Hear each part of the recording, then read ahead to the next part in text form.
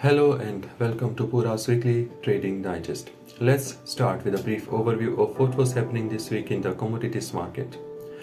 Over the past week, February 12th to February 17th, overall CME grains and softs futures situation has been further normalizing in an absence of natural and weather conditions. Many commodities except the energy group continued their moderate ascension, underpinned mostly by general food inflation and inflationary expectations, and in part by slow inventories depletion caused by previous week's drawdown based on weather events in Argentina and Southeast Asia, as well as by lower yield expectations in Americas, Asia, and to some degree Australia. Corn.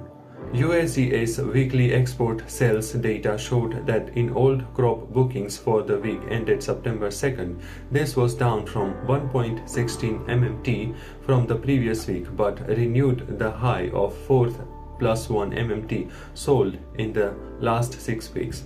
Mexico was the biggest buyer this week, followed by undisclosed destinations and sales in China. The weekly report showed cumulative commitments at 1095 BBU compared with 1832 BBU billion bushels in the previous quarter, and full year exports forecast at 1925 BBU. Due to a downgraded corn production outlook in the US and Argentina, the International Grains Council (IGC) has downgraded its world total grains, wheat and coarse grains production forecast to 2.248 billion tons, down 8 million tons from the January projection. That report, issued on February 16th, foresees 2022-23 global corn production to be down 67 million tons from the previous year. Total grains production is predicted to drop 43 million tons year on year. The IGC in its February report also cut its forecast for total grains consumption by 9 million tons but increased the carryover total by 2 million tons to 579 million, which is still the lowest level in 8 years. Wheat. USDA's weekly export sales report for this group of grains showed 209,847 MT of wheat bookings from the week that ended February 9th, the latest available data so far. That was a 3-week high and was 78% above the same week last year. Taiwan was the top buyer but was closely followed by Japan and Nigeria, each with plus 30,000 MT. HRS, hard red spring wheat, and white wheat had the most activity with 35% of the sales each, followed by SRW, US soft red winter with 20% and HRW hard red winter with a 10% uptick. Accumulated export shipments were 12.96 MMT or 476.3 MBU as 61% of the WASDE forecast. Total commitments were at 78% of the forecast as of February 9. The IGC forecasts total wheat output and consumption to be unchanged at 796 million tons and 789 million tons respectively. Russia's SovEcon upgraded its 2022-23 wheat export forecast by 100,000 MT to 44.2 MMT, citing a weakening ruble, substantial buildup of domestic stocks, but still solid demand. USDA has their official forecast at 43 MMT for Russian wheat exports. Russia's Interfax counted 19.8 MMT of wheat stocks in their January count, compared to 12.4 MMT at the same time last year. Elsewhere, CBH Group, a private exporter from Australia, said Western Australian farmers have delivered 22.7 MMT of grain, up from 21.3 MMT last year. They forecast a record crop from the region and suggest final counts will be revised higher. Soybeans. USDA's weekly export sales report showed old crop soybean sales of 512,802 tons, in line with expectations.